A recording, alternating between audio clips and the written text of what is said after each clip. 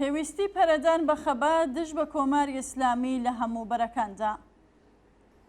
ترسی سەرانی کۆماری ئیسلامی لە دەستپێکردنەوەی خەباتی خیابانی لە ساڵگەردی شۆڕشی ژنجیان ئازادیدا بە قسە، کردار و گرتنەبەری تاکتیکەکان لەلایەن ڕژیمەوە دیارە. حسەین سەلامی فەرماندەیە گشتی سوپای پاسەران ڕۆژی 10 مانگی گەلاوێژ لە کۆبوونەوەی بەرپرسانی بەسیجی سەرتاسەری وڵاتدا ئەم ترسەی ئاشکرا کرد. لەم پەیوەندیەدا کۆماری ئیسلامی لەگەڵ کرێکاران، ژنان، دادخوازان، خانەنشینان، مامۆستایان، زیندانیانی سیاسی، ڕۆژنامەوانان و باقی چین و توێژە ناڕازیەکان و تێکۆشەرانی کۆمەڵایەتی شەڕی مان و نەمانی خستووەتە ڕێ. یەکێک لە مەیدانەکان هێرشی ڕژیم بۆ سەرئاستی بەڕێچوونی کرێکاران و خەڵکی بێبەشە. کارناسانی نزیک لە مەحفلەکانی ڕژیم دەڵێن کە 50% لە شارۆمەندانی ئێران لەژێر هێڵی هەژاری بە تەواوەتیدان. هەغدەستی زۆربەی کرێکاران لەسەر کار بە لەبەرچاوگرتنی تەوەڕوومی 70% 4 تا 5 لەژێر هێڵی هەژاریدایە. سەبارەت بە بێکاران دەزانین کە تەنیا کۆمەڵێک لە بێکارکراوان کە ڕۆژ لەگەڵ ڕۆژ بە ژمارەیانەوە زیاد دەبێت دەستیان بە حقوقی خانەنشینی ڕادەکات. لەوەها بارودۆخێکدا ڕژیم گرانکردنی نانی دەستپێکردووە و بەرنامەی دژی کرێکاری حوتەمی تەوسعەشی خستووەتە دەستوری کارەوە. بەپێی ئەم بەرنامە 100% نیئۆلیبرالیە قەرارە شۆڵکی حەراج لە مابەقی ئەمواڵی دەوڵەتی بدرێت. سندوقی ئەمنیەتی کۆمەڵایەتی و سندوقەکانی خانەنشینی زیاتر بچنە ژێر کۆنتڕۆڵی دەوڵەتەوە. نیزامی وەستا و شاگردی دەژێتەوە و بە کرێکارانی تازە دامەزرا و نیوەی هەغدەستی کرێکارانی تر ئەدرێت. دەستی خاوەنکار بۆ دەرکردنی و بەتایبەت دەرکردنی کرێکارانی مانگرت و کراوەتر دەبێت و هیتر.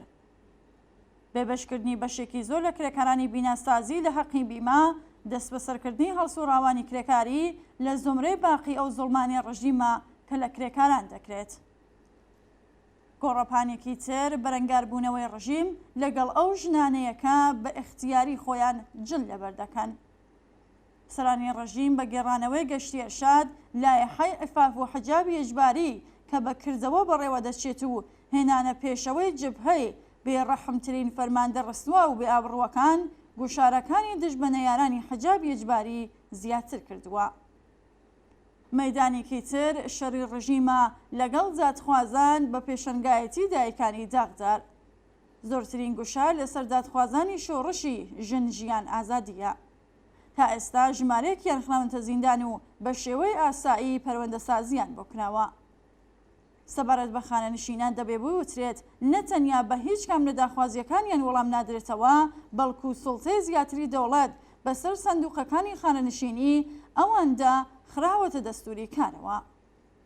ئەم بارودۆخە سەبارەت بە مامۆستایانی ناڕازیش هەروایە.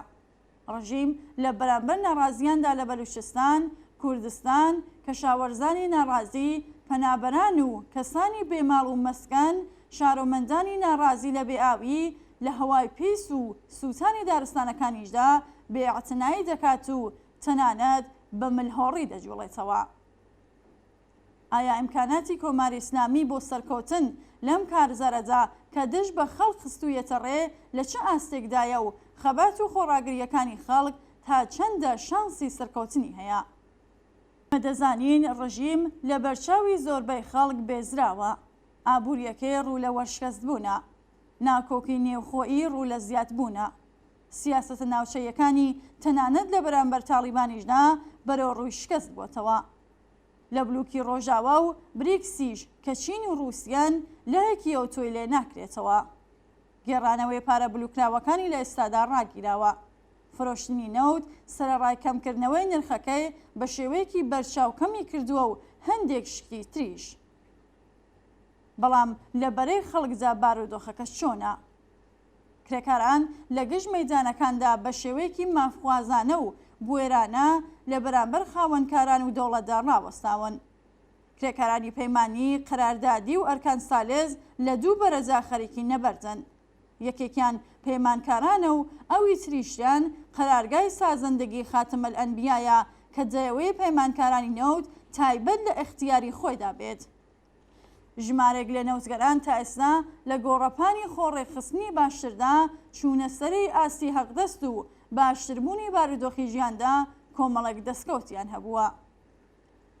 سەبارەت بە هەقدەستە دواخراوەکان دەبێ بوەسترێت کە وە دواخستنی هەقدەستەکان لەلایەن خاوەنکارانەوە بە بەرینایی سەردەمی بەر لە شۆڕشی ژینانیە و خەبات بۆ ئەستاندنی پاشماوەی هەقدەستەکان بە شێوەیەکی بەرین لە ئارادایە.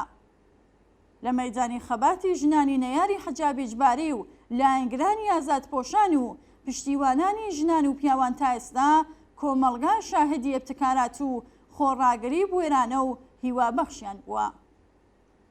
ڕژیم بە گەشتی ئێرشاد مەراسمە پڕخەرجەکانی محەڕەم و لایەحەی عیفاف و حەجاب و باقی کردارە سەرکوڵگەرەکانی تا ئێستا نەیتوانیوە دەستکەوتێکی هەبێت.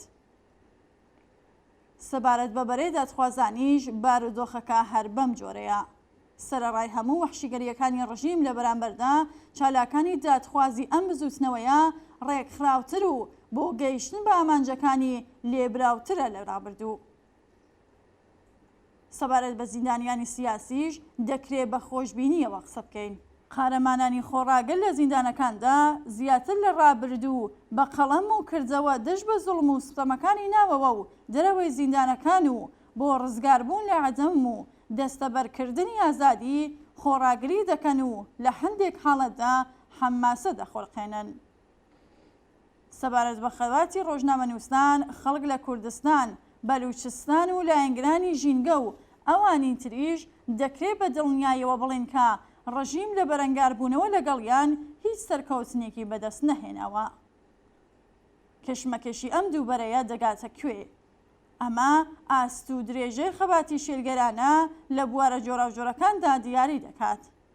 بە شێوەی دیاریکراو هەوڵ لە ڕاستای دروستکردنی پەیوەندی پتە و لە نێوان شۆڕشی ژینا و بزوتنەوەی متاڵباتی کرێکاران، یارمەتیدان بۆ پەرستاندنی سازماندەهی مەدەنی و حەزبی، سەرتاسەریکردنەوەیان و خۆشکردنی ڕێگا بۆ ڕێبەرانی ناوچەیی لە ڕاستای بوون بە ڕێبەرانی سەرتاسەری خاوەنی گرنگیەکی تایبەتە.